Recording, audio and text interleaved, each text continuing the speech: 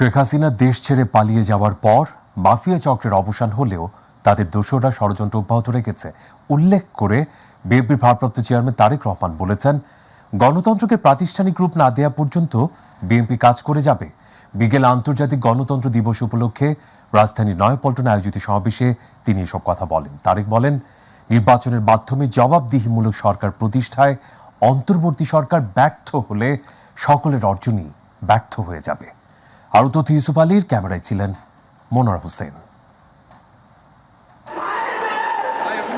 আন্তর্জাতিক গণতন্ত্র দিবস উপলক্ষে নয়াপল্টনে দলের কেন্দ্রীয় কার্যালয়ের সামনে সমাবেশের আয়োজন করে বিএনপি। গণতন্ত্র আর বিএনপি এই দুটো সমর্থন, ছাত্র জনতা আত্মত্যাগের মধ্যে দিয়ে আমরা একটা সুযোগ পেয়েছি গণতান্ত্রিক রাষ্ট্র প্রতিষ্ঠা করবার। আজকে এমন একটা অবস্থা তৈরি করতে হবে যাতে এখানে সত্যিকার অর্থেই গণতন্ত্রের প্রতিষ্ঠা করতে পারে। সমাবেশে দলের ভারপ্রাপ্ত চেয়ারম্যান তারেক রহমান ভার্চুয়ালি যোগ দিয়ে বলেন, আন্দোলনের মুখে স্বৈরাচার আওয়ামী লীগের প্রধান দেশ ছেড়ে পালিয়ে গেলেও গণতন্ত্রকে প্রাতিষ্ঠানিক রূপ দিতে অন্তর্বর্তীকালীন সরকারকে সহায়তা করতে হবে। বর্তমান অন্তর্বর্তীকালীন সরকার হাজারো শহীদের রক্তের বিনিময় লক্ষ কোটি জনতা গণ অভ্যুত্থানের ফসল। এই সরকারের কোন কোন কার্যক্রম সকলের কাছে হয়তো সাফল্য হিসাবে বিবেচিত নাও হতে পারে, কিন্তু এটি আমাদের প্রত্যেককে মনে রাখতে হবে, এই সরকারের ব্যর্থতা আমাদের সকলের ব্যর্থতা। সুতরাং এই অন্তর্বর্তীকালীন সরকারকে কোনোভাবেই ব্যর্থ হতে দেওয়া যাবে না। গণ অভ্যুত্থানের মাধ্যমে গঠিত সরকার অবশ্যই জনগণের সরকার, তাই জনগণ অন্তর্বর্তীকালীন সরকারের প্রতি সহযোগিতা অব্যাহত রেখেছে, রাখবে। জনগণের অধিকার ফিরিয়ে আনতে সর্বস্তরের মানুষকে সোচ্চার থাকারও আহ্বান জানান তিনি। গত 15 বছর বাংলাদেশে মাফিয়া শাসন চালু করা হয়েছিল। মাফিয়া চক্রের প্রধান দেশ ছেড়ে পালানোর পর দেশে মাফিয়া শাসন শোষণের অবসান ঘটেছে। একটি গণতান্ত্রিক মানবিক বাংলাদেশ গড়ার পথে প্রধান বাধা হয়তো দূর হয়েছে, তবে 15 বছরের জঞ্জাল কিন্তু এখনো দূর হয়নি। এই জঞ্জালকে দূর করে বাংলাদেশের জনগণের ভোটে জনগণের কাছে জবাবদিহিমূলক একটি গণতান্ত্রিক সরকার প্রতিষ্ঠার লক্ষ্যে অন্তর্বর্তীকালীন বর্তমান সরকার কাজ করছে। তবে মাফিয়া চক্রের বেনিফিশিয়ারি অপশক্তি প্রশাসনের ভেতরে থেকে কিংবা রাজনীতির ছদ্মবরণে অন্তর্বর্তীকালীন সরকারকে চ্যালেঞ্জ ছুড়ে দেওয়ার অপচেষ্টা কিন্তু অব্যাহত রেখেছে। দেশের মানুষের স্বতঃস্ফূর্ত অংশগ্রহণ নিশ্চিত করতে অন্তর্বর্তী সরকারকে গ্রহণযোগ্য নির্বাচনের দিকে ধাবিত হওয়ারও আহ্বান জানান বিএনপির ভারপ্রাপ্ত চেয়ারম্যান তারেক রহমান। অন্তর্বর্তীকালীন সরকার যাতে নিজেরাই নিজেদের ব্যর্থতার কারণ না হয়ে দাঁড়ায়, সে ব্যাপারে তাদেরকেও সতর্ক থাকতে হবে। সুতরাং জনগণের রাজনৈতিক ক্ষমতায়নের মাধ্যমে একটি নির্বাচিত সংসদ এবং সরকার প্রতিষ্ঠায় অন্তর্বর্তীকালীন সরকারের সকল সংস্কার কার্যক্রমের প্রথম এবং প্রধান টার্গেট হওয়া জরুরি। ভোটাধিকার ও আইনের শাসন প্রতিষ্ঠায় গণতন্ত্রের প্রাতিষ্ঠানিক রূপ অত্যাবশ্যক। বিএনপি চেয়ারপারসন বেগম খালেদা জিয়া ও ভারপ্রাপ্ত চেয়ারম্যান তারেক রহমানের নেতৃত্বে দেশে গণতন্ত্রের প্রাতিষ্ঠানিক রূপ না দেওয়া পর্যন্ত তৎপরতা চালিয়ে দেওয়ার ঘোষণা এসেছে দলের শীর্ষ পর্যায় থেকে। ইউসুফ আলী, মাই টিভি, ঢাকা। নির্বাচন ও ক্ষমতার পালাবদলের জন্য জনগণ গণ অভ্যুত্থানে অংশ নেয়নি বলে মন্তব্য করেছেন শ্রম ও কর্মসংস্থান মন্ত্রণালয়ের উপদেষ্টা আসিফ মাহমুদ সচিব ভূঁইয়া। তিনি বলেন, জনগণের ম্যান্ডেট এই সংস্কার কাজ করছে। সকালে রাজশাহীতে এক অনুষ্ঠান শেষে সাংবাদিকদের প্রশ্নের জবাবে তিনি কথা বলেন। উপদেষ্টা আরও বলেন, বিভিন্ন রাজনৈতিক দলগুলোর সাথে বসা হচ্ছে যেন কোনো ভুল বুঝাবুঝির সৃষ্টি না হয়। ছাত্রদের দ্বারা রাজনৈতিক দলের ব্যাপারে গুজব শোনা যাচ্ছে উল্লেখ করে তিনি বলেন, রাজনৈতিক দল গঠনের ব্যাপারে বৈষম্য বিরোধী ছাত্র আন্দোলনের কোনো অভিপ্রায় নেই।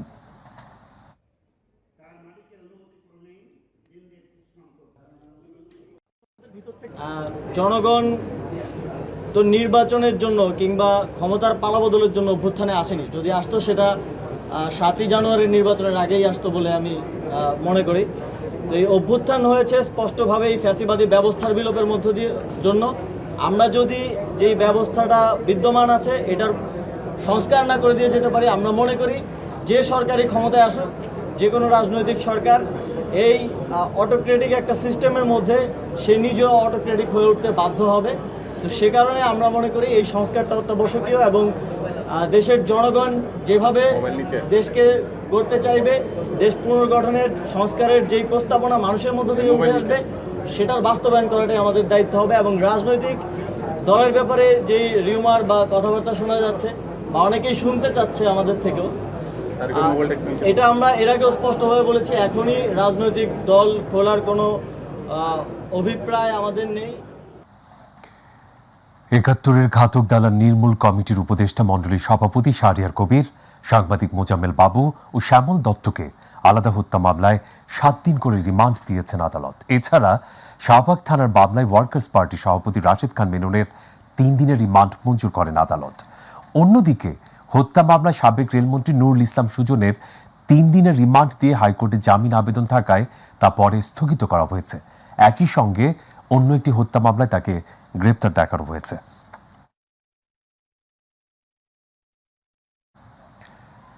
বৈষম্য বিরোধী ছাত্র আন্দোলনে আওয়ামী লীগ সরকারের পতনের পর ৩৭ জন সাবেক এমপি ও মন্ত্রী গ্রেপ্তার হয়ে দেশের বিভিন্ন কারাগারে রয়েছেন। এদের মধ্যে 9 জনকে কারাগারে ডিভিশন সুবিধা দেওয়া হচ্ছে বলে জানিয়েছেন কারা পরিদর্শক ব্রিগেডিয়ার জেনারেল সৈয়দ মোতাহার হোসেন। বিকেলে রাজধানীর বকশীবাজারে অবস্থিত কারা অধিদপ্তরে কারা নিরাপত্তা সংক্রান্ত গৃহীত বিভিন্ন ব্যবস্থা সম্পর্কিত সংবাদ সম্মেলনে এইসব তথ্য জানান তিনি। কারাগার থেকে এখনো পলাতক 900 আসামির মধ্যে 70 জঙ্গি রয়েছে বলেও জানান আইজি প্রিজন্স। এস এম আরিফের রিপোর্ট। রাজধানীর বকশীবাজারের কারা অধিদপ্তরে কারা নিরাপত্তা সংক্রান্ত গৃহীত বিভিন্ন ব্যবস্থা সম্পর্কিত সংবাদ সম্মেলনে কথা বলেন নবনিযুক্ত কারা মহাপরিদর্শক ব্রিগেডিয়ার জেনারেল সৈয়দ মোতাহের হোসেন। আজকের এই মতো বিনিময় সভার শুভ এক প্রশ্নের জবাবে তিনি জানান, 5 আগস্ট ছাত্র জনতার অভ্যুত্থান পরবর্তী সময়ে 37 জন সাবেক এমপি ও মন্ত্রী গ্রেপ্তার হয়ে দেশের বিভিন্ন কারাগারে রয়েছেন। এই পর্যন্ত আমরা যদি বিশেষ বন্দী অথবা এই প্রেক্ষাপটে আটক বন্দী বলি তাহলে সর্বমোট আমাদের কাছে এসছেন টোটাল 37 জন। এর মধ্যে এই মুহূর্তে আপনার 9 জন ডিভিশন পাচ্ছেন, আর বাকিরা আসলে পর্যালোচনার মধ্যে আছে। অনেকে হয়তো ভাবছেন যে হয়তো কেউ বলছেন যে রাজকীয় হালে আছেন, ওই রাজকীয় হাল কিন্তু সেই 96 বর্গ স্কোয়ার ফিটের মধ্যেই। কিন্তু এখন আপনারাই চিন্তা করতে পারেন 96 স্কোয়ার ফিটের মধ্যে কতটুকু রাজকীয় হালে থাকা যায়। বৈষম্য বিরোধী ছাত্র আন্দোলনের সময় বিভিন্ন কারাগার থেকে পলাতক আসামিদের বিষয়েও প্রশ্নের উত্তর দেন আইজি প্রিজন্স। আপনার একটু কারেক্ট করে দিই, যেটা হচ্ছে 2000-এর অধিক পালালেও বর্তমানে অ্যাপ্রক্সিমেটলি 900 জন পলাতক আছেন। বাকিরা কিন্তু কারাগারে ফেরত এসছেন এবং তাদেরকে প্রথা মোতাবেক ব্যবস্থা গ্রহণ করা হয়েছে। এর মধ্যে আপনার যদি জঙ্গি এবং যদি বিশেষ মৃত্যুদণ্ডপ্রাপ্ত অথবা যাবজ্জীবন প্রাপ্ত যদি বন্দির কথা বলেন, এই ক্যাটাগরিটাকে আমরা সমন্বিতভাবে এদের সংখ্যা ছিল 98 জন, একদম প্রেসাইজলি বলতে পারি। এর মধ্যে ইতিমধ্যেই বেশ কয়েকজনকে গ্রেপ্তার করা হয়েছে এবং এই সংখ্যাটা ধীরে ধীরে কমে আসছে। বিগত সময়ে কারাগারে সংঘটিত দুর্নীতি, মাদকের ব্যবহার ও নিয়ম বহির্ভূত কার্যক্রম হয়েছে উল্লেখ করে নতুন কারা পরিদর্শক জানান, সব জায়গায় স্বচ্ছতা এনে কারাগারকে একটি প্রকৃত সংশোধনাগার হিসেবে গড়ে তোলা হবে। মাদকাসক্ত কেউ কারা ডিপার্টমেন্টে চাকরিরত অবস্থায় থাকতে পারবে না, that is for sure. So এটাকে অঙ্গীকারকে বাস্তবায়ন করার জন্য যেসব পদক্ষেপ দরকার এগুলোকে আমাদের আসলে ধাপে ধাপে গ্রহণ করতে হবে। এস এম আরিফ, মাই টিভি, ঢাকা। আইন শৃঙ্খলা বাহিনী বা সরকারের মদদে বলপূর্বক গুমের শিকার ব্যক্তির সন্ধান এবং গুমের ঘটনায় জড়িত ব্যক্তি বা প্রতিষ্ঠানকে চিহ্নিতকরণের ক্ষমতা দেওয়া হয়েছে তদন্ত কমিশনকে। একই সঙ্গে কমিশনকে আয়নাঘর সহ যেসব স্থানে গুমের শিকার ব্যক্তিদের আটকে রাখা হয়েছিল সেসব স্থান ও দেশের যে কোনো স্থান পরিদর্শন সহ যে কোনো ব্যক্তিকে তলব ও জিজ্ঞাসাবাদেরও ক্ষমতা দেওয়া হয়েছে। এই সংক্রান্ত ক্ষমতা দিয়ে প্রজ্ঞাপন জারি করেছে মন্ত্রিপরিষদ বিভাগ। কমিশনকে 90 দিনের মধ্যে সরকারের নিকট প্রতিবেদন দাখিল করতে বলা হয়েছে। গত 27 অগস্ট হাইকোর্টের অবসরপ্রাপ্ত বিচারপতি মইনুল ইসলাম চৌধুরীকে প্রধান করে 5 সদস্যের তদন্ত কমিশন গঠন করে দেয় সরকার। 2009 সালের 6 জানুয়ারি থেকে চলতি বছরের 5 অগস্ট পর্যন্ত আওয়ামী লীগ সরকারের আমলে জোরপূর্বক গুম হওয়া ব্যক্তির সন্ধানে এই কমিশন করা হয়।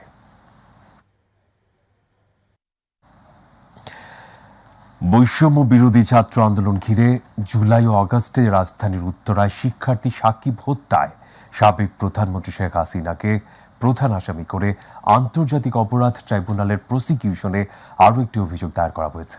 এ নিয়ে এখন পর্যন্ত 8টি অভিযোগ দায়ের করা হলো। এর আগে 15ই সেপ্টেম্বর ট্রাইব্যুনালের চিফ প্রসিকিউটর বরাবর 5টি অভিযোগ দায়ের করা হয়। বৈষম্য বিরোধী আন্দোলন ঘিরে জুলাই ও আগস্টে চালানো হত্যা, গণহত্যা ও নির্যাতনের ঘটনায় সাবেক প্রধানমন্ত্রী শেখ হাসিনা সহ 227 আসামির বিরুদ্ধে আরও 5 অভিযোগ দায়ের করা হয়। এছাড়া বৈষম্য বিরোধী ছাত্র আন্দোলনের সময় আশুলিয়ায় ভ্যান গাড়িতে 6 জনের মরদেহ পুড়িয়ে দেওয়ার ঘটনায় 2টি অভিযোগ দায়ের করা হয় আন্তর্জাতিক অপরাধ ট্রাইব্যুনালের তদন্ত সংস্থায়। আন্তর্জাতিক অপরাধ ট্রাইব্যুনালের চিফ প্রসিকিউটর তাজুল ইসলাম বলেছেন, ছাত্র জনতার আন্দোলন ঘিরে জুলাই ও আগস্টে সংঘটিত গণহত্যার এমন বিচার করা হবে যেন বিশ্বের কেউ প্রশ্ন তুলতে না পারে। চাঙ্কর হত্যাকাণ্ডের বিচার করা হবে বলেও জানান চিফ প্রসিকিউটর। দুপুরে আন্তর্জাতিক অপরাধ ট্রাইব্যুনালে এক ব্রিফিংয়ে তিনি এসব কথা বলেন। তো আমরা ঠিক করেছি বা আমরা চিন্তা করছি, এখনও সব কিছু ঠিক করেছি বলা যাবে না, কারণ আমাদের লোকবলের সংকট তো আছে।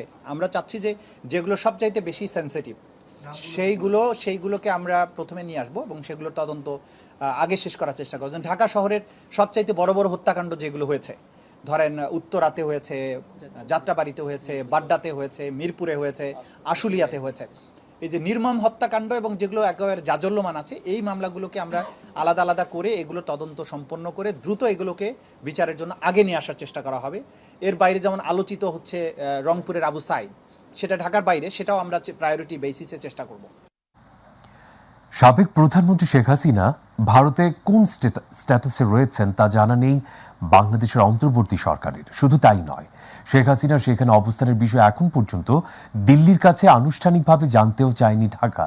বিকেলে পররাষ্ট্র উপদেষ্টা মোহাম্মদ তৌহিদ হোসেন এই তথ্য জানান। তিনি বলেন, শেখ হাসিনা কি স্ট্যাটাসে ভারতে রয়েছেন তা এখনো আনুষ্ঠানিকভাবে জানতে চায়নি বাংলাদেশ। না, আমরা অফিসিয়ালি কিছু জানি না। যেটুকু বলেছিলেন প্রথমে তাদের পরামর্শ যে উনি এসছেন, খুব তাড়াতাড়ি তাকে আসতে দিতে হয়েছে। বাংলাদেশকে $2 বিলিয়ন নতুন সহায়তার প্রতিশ্রুতি দিয়েছে বিশ্ব ব্যাংক। সকালে রাষ্ট্রীয় অতিথি ভবন যমুনায় অন্তর্বর্তী সরকারের প্রধান উপদেষ্টা ডক্টর মোহাম্মদ ইউনূসের সাথে সাক্ষাৎকালে এই প্রতিশ্রুতি দেন বিশ্ব ব্যাংকের কান্ট্রি ডিরেক্টর আব্দুল্লাহ শেখ। এদিকে দেশের বাজেট ও ব্যাংক খাতের তাল্লু সংকট উত্তরণে বিশ্ব ব্যাংকের কাছে অর্থ সহায়তা চাওয়া হয়েছে বলে জানান অর্থ উপদেষ্টা ডক্টর সালেউদ্দিন আহমেদ। রাকিব হাসান জানাচ্ছেন বাকিটুকু। সকালে রাষ্ট্রীয় অতিথি ভবন যমুনায় অন্তর্বর্তী সরকারের প্রধান উপদেষ্টা ডক্টর মোহাম্মদ ইউনূসের সাথে সৌজন্য সাক্ষাৎ করেন বাংলাদেশে নিযুক্ত বিশ্ব ব্যাংকের কান্ট্রি ডিরেক্টর আব্দুল্লাহ শেখ। এ সময় বাংলাদেশের গুরুত্বপূর্ণ সংস্কার, বন্যায় পুনর্বাসন, বাতাসের গুণগত মান উন্নয়ন এবং স্বাস্থ্য খাতে প্রায় $2 বিলিয়ন নতুন সহায়তার প্রতিশ্রুতি দেন বিশ্ব ব্যাংকের কান্ট্রি ডিরেক্টর। পরে সচিবালয়ে অর্থ উপদেষ্টা ডক্টর সালেউদ্দিন আহমেদের সাথে সৌজন্য সাক্ষাৎ করেন বিশ্ব ব্যাংকের একটি প্রতিনিধি দল। বৈঠক শেষে অর্থ উপদেষ্টা জানান, দেশের বাজেট ও ব্যাংক খাতের তারল্য সংকট উত্তরণে অর্থ সহায়তা চাওয়া হয়েছে বিশ্ব ব্যাংকের কাছে। এবং আমরা যেটা বলেছি, আমাদের রিফর্মগুলোর জন্য সহায়তা দরকার, আমাদের একটা বাজেট সাপোর্ট দরকার ইমিডিয়েটলি, তারপর আমাদের কত ডেভেলপমেন্ট প্রজেক্ট আছে। ওয়ার্ল্ড ব্যাংক কিন্তু সবচেয়ে বহুজাতিক মাল্টিল্যাটারাল ইস্যুর মধ্যে সবচেয়ে বিগেস্ট ডোনার আমাদের। অতএব তাদের সে সাহায্য দরকার, টেকনিক্যাল অ্যাসিস্ট্যান্স, আর্থিক সাহায্য। আমাদের লিকুইডিটি সাপোর্টের ব্যাপারে কথা বলেছি, ওগুলো ওরা দিতে সম্মত হয়েছে। আমি আরও ফার্দার কথা বলবো, দিতে মোটামুটি ইতিবাচক, ওরা আসছে ওপেন মাইন্ড এবং আরও ডিসকাশন হবে। অর্থ উপদেষ্টার সাথে তার দপ্তরে সৌজন্য সাক্ষাৎ করেন ইসলামী ডেভেলপমেন্ট ব্যাংকের রিজিওনাল হাব ম্যানেজার নাচোচিস সোলাইমান। সৌজন্য সাক্ষাৎ শেষে নাচোচিস সোলাইমান জানান, জ্বালানি তেল ক্রয়, জলবায়ু পরিবর্তনের বিরূপ প্রভাব মোকাবেলা এবং অবকাঠামো উন্নয়নে আগামী 3 বছরে বাংলাদেশকে $4 থেকে $500 কোটি ঋণ সহায়তা দেবে ইসলামী development bank. I think part of the plan is really to help the country for the next 3 years with maybe around $4 to $5 billion. এ সময় বন্যায় ক্ষতিগ্রস্ত এলাকার অবকাঠামো উন্নয়নে সংস্থাটির কাছে সহায়তা চাওয়া হয়েছে বলে জানান অর্থ উপদেষ্টা ডক্টর সালেউদ্দিন আহমেদ। মোদ্দা কথা যে আমাদের রুরাল রোড ইনফ্রাস্ট্রাকচার ডেভেলপ করার জন্য ওরা সাহায্য দেবে। রাকিব হাসান, মাই টিভি, ঢাকা। রাজধানী সহ সারা দেশে বাংলাদেশ সেনাবাহিনীকে নির্বাহী ম্যাজিস্ট্রেটের ক্ষমতা দিয়েছে সরকার। সেনাবাহিনীর কমিশন প্রাপ্ত কর্মকর্তাদের এই ক্ষমতা দেওয়া হয়েছে। আজ মঙ্গলবার জনপ্রশাসন মন্ত্রণালয়ের প্রজ্ঞাপনে এই সিদ্ধান্ত জানানো হয়। এই সিদ্ধান্ত মঙ্গলবার থেকে কার্যকর হয়েছে। আগামী 2 মাস এই সিদ্ধান্ত বলবৎ থাকবে। কোটা সংস্কার আন্দোলন ঘিরে ঢাকা সহ সারা দেশে সংঘর্ষ ছড়িয়ে পড়লে গত 19 জুলাই দিবাগত রাতে সারা দেশে সেনাবাহিনী মোতায়েন ও কারফিউ জারি করেছিল তৎকালীন সরকার। এরপর ছাত্র জনতার গণ অভ্যুত্থানে 5ই আগস্ট আওয়ামী লীগ সরকারের পতন হয়। 3 দিনের মাথায় 8ই আগস্ট শান্তিতে নোবেলজয়ী অর্থনীতিবিদ ডক্টর মোহাম্মদ ইউনূসের নেতৃত্বে অন্তর্বর্তী সরকার গঠিত হয়। বিদ্যমান পরিস্থিতিতে এখনও সারা দেশে সেনাবাহিনী মোতায়েন রয়েছে।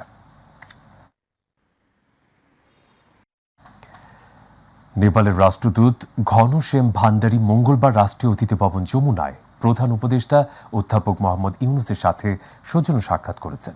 এ সময় রাষ্ট্রদূত ভান্ডারী জুলাই আগস্টে শিক্ষার্থীদের নেতৃত্বে হওয়া ঐতিহাসিক গণ অভ্যুত্থানের পর অন্তর্বর্তীকালীন সরকারের নেতৃত্ব গ্রহণের জন্য প্রধান উপদেষ্টাকে অভিনন্দন জানান। নেপালের রাষ্ট্রদূত বলেন, দক্ষিণ এশিয়ার এই 2 দেশ সার্ক এবং বিমস্টেকের সদস্য এবং উভয় দেশের মধ্যে অসাধারণ দ্বিপাক্ষিক সম্পর্ক রয়েছে, যা তাদের অভিন্ন ইতিহাস এবং গভীর জনগণের সাথে সম্পর্কের উপর ভিত্তি করে গড়ে উঠেছে। রাষ্ট্রদূত ভান্ডারী প্রধান উপদেষ্টাকে নেপালের বিপুল জলবিদ্যুৎ সম্ভাবনার বিষয়ে অবহিত করেন এবং আশা প্রকাশ করেন যে শীঘ্রই 2 দেশ বিদ্যুৎ বাণিজ্য শুরু করতে সক্ষম হবে। জুলাই শহীদ স্মৃতি ফাউন্ডেশন অন্তর্বর্তীকালীন সরকারের প্রধান উপদেষ্টা ত্রাণ তহবিল থেকে 100 কোটি টাকা অনুদান হিসেবে দেওয়া হয়েছে। রাষ্ট্রীয় অতিথি ভবন যমুনায় প্রধান উপদেষ্টা ডক্টর মোহাম্মদ ইউনূস 100 কোটি টাকার চেক ফাউন্ডেশনের সম্পাদক মীর মাহবুব রহমান স্নিগ্ধের হাতে তুলে দেন। পরে ফরেন সার্ভিস একাডেমিতে এক সংবাদ সম্মেলনে তথ্য প্রযুক্তি সম্প্রচার উপদেষ্টা নাহিদ ইসলাম জানান, 1 সপ্তাহের মধ্যে ক্ষতিগ্রস্তদের আর্থিক সহায়তা দেওয়া শুরু হবে। পরবর্তীতে এককালীন ও মাসিক হিসেবে আর্থিক সহায়তা করা হবে বলেও জানান তিনি। সংবাদ সম্মেলনে উপস্থিত ছিলেন জুলাই শহীদ স্মৃতি ফাউন্ডেশনের সম্পাদক মাহবুবুর রহমান স্নিগ্ধ এবং কমিটির সদস্য অন্তর্বর্তী সরকারের উপদেষ্টা আসিফ মাহমুদ সচিব ভুইয়া। সেই পরিমাণটি আমরা শহীদদের জন্য এটা এখনো নির্ধারণ করা হয়নি। এটা আমাদের আগামীকাল হচ্ছে এই ফাউন্ডেশনের আনুষ্ঠানিক মিটিং হবে।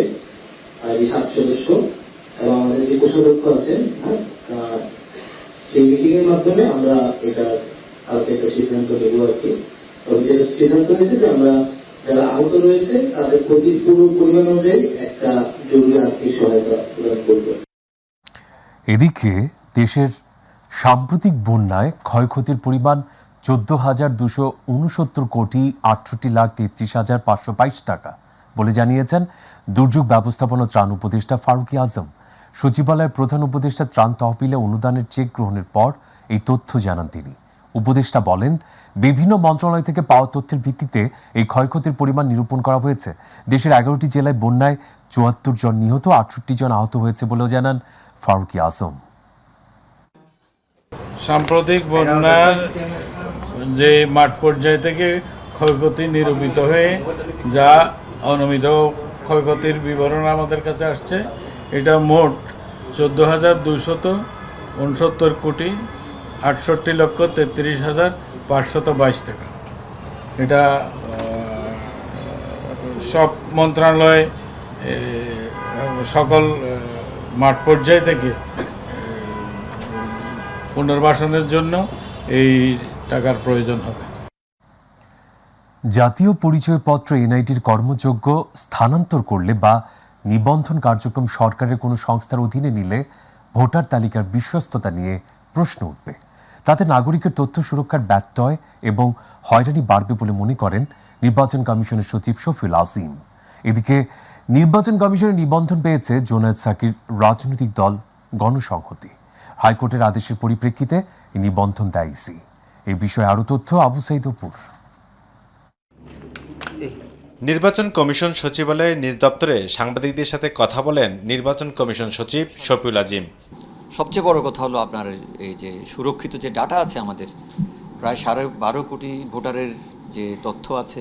এ সময় কথা বলেন জাতীয় পরিচয়পত্র অনুবিভাগ স্থানান্তর নিয়ে। তো এখনও তো সুযোগ আছে আপনার, কারণ একটা গ্যাজেট বিজ্ঞপ্তির মাধ্যমে এটা হওয়ার কথা ছিল। বাস্তবতা হলো আপনার আমার যে ডাটাবেজ আছে, যে টেকনিক্যাল এক্সপার্টিস যেটা এতদিনে হয়েছে আপনার, সেটি তো আপনি রাতারাতি করতে গেলে আপনি আবার একটা আমি বলবো যে বিশৃঙ্খলা হতে পারে। তো সুতরাং হঠাৎ করে মাঝপথে এসে যদি আপনি এটা করেন, তাহলে আমাদের এই তথ্যের কোনো ধরনের এই সুরক্ষার কোনো ব্যত্যয় হবে কিনা সেটাও আমরা বিবেচনা করার বিষয় আছে আর কি। এদিকে নির্বাচন কমিশনে নিবন্ধন পেয়েছেন জোনায়েদ সাকির রাজনৈতিক দল গণসংহতি। হাইকোর্টের রায় ও আদেশের পরিপ্রেক্ষিতে এই নিবন্ধন দেয় ইসি।